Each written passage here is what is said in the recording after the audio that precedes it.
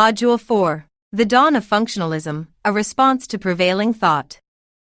In the bustling intellectual landscape of the late 19th century, a new psychology was brewing.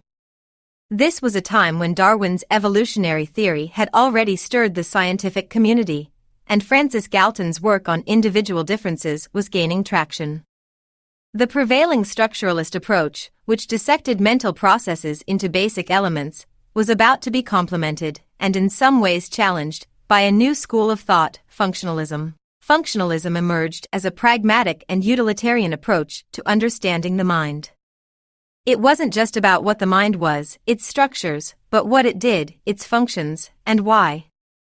This perspective was inspired, in part, by Charles Darwin's evolutionary theory. Darwin's ideas on adaptation and survival offered a compelling framework for understanding mental processes. Mental activities were seen as adaptive responses to environmental demands, contributing to an organism's survival and reproduction. Pioneers and their perspectives. Functionalism was not the brainchild of a single individual but a collective emergence. William James, often hailed as the father of American psychology, played a pivotal role with his pragmatic philosophy. He viewed consciousness as a continuous flow, a stream that defied the rigid structural analysis. His famous analogy likened consciousness to a bird's flight, not just the flapping wings, specific thoughts, but the path through the sky, the consciousness's overall journey. Then, there were others like John Dewey, who saw the mind as an instrument for solving problems, and James Angel, who defined psychology as the study of mental operations, not just contents. Harvey Carr and George Herbert Mead, associated with the Chicago School, further expanded functionalism, emphasizing behavior's role in adaptation. Functionalism's broad canopy. Under functionalism's broad umbrella, various ideas flourished. There was a marked interest in the practical application of psychology. This included areas like education, child development, and the emerging field of industrial organizational psychology. The focus was on how mental processes aided in coping with real-world demands. The critiques and legacy. Functionalism was not without its critics. Some accused it of being too broad and lacking in scientific rigor. Yet, its influence was undeniable.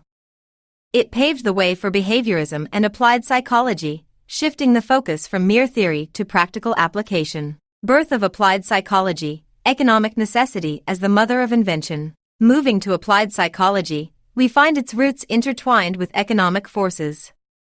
The early 20th century saw a dramatic shift in psychology's landscape.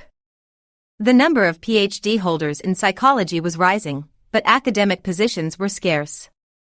This led to a unique situation where psychologists began to look outside academia for opportunities. Public schools, grappling with soaring enrollment rates, became fertile grounds for applied psychology. Psychologists like Lightner Whitmer and Leda Hollingworth made significant strides in educational and clinical psychology. Meanwhile, the corporate world, seeking efficiency and productivity, beckoned psychologists.